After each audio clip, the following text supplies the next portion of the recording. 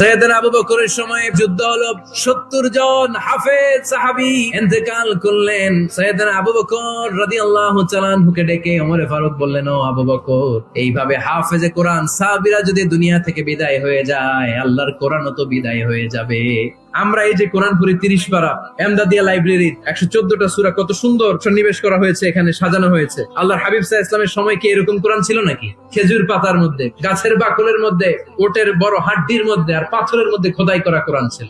সাইয়েদনা ওমর ফারুক, আমার পরামর্শ হলো আপনি সব বয়োজ্যেষ্ঠ সাহাবীদেরকে একসাথে করে কোরআনের সব কাগজগুলোকে একসাথে করে একটা নির্ধারিত কপির মধ্যে কোরআনকে সংকলন করে ফেলে।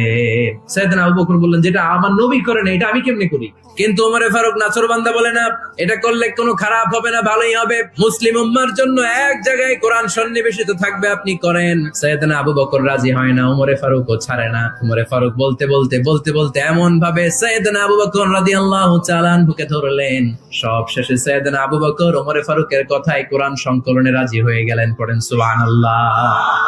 উনি বললেন, ওমর যখন আমাকে বারবার বুঝাতে লাগলো, আল্লাহ তাআলা আমার হৃদয়টা ওমরের কথা শোনার জন্য খুলে দিলেন। আল্লাহ তাআলা কেমন যেন আমাকে ইলহাম করলেন, আবু বকর করো।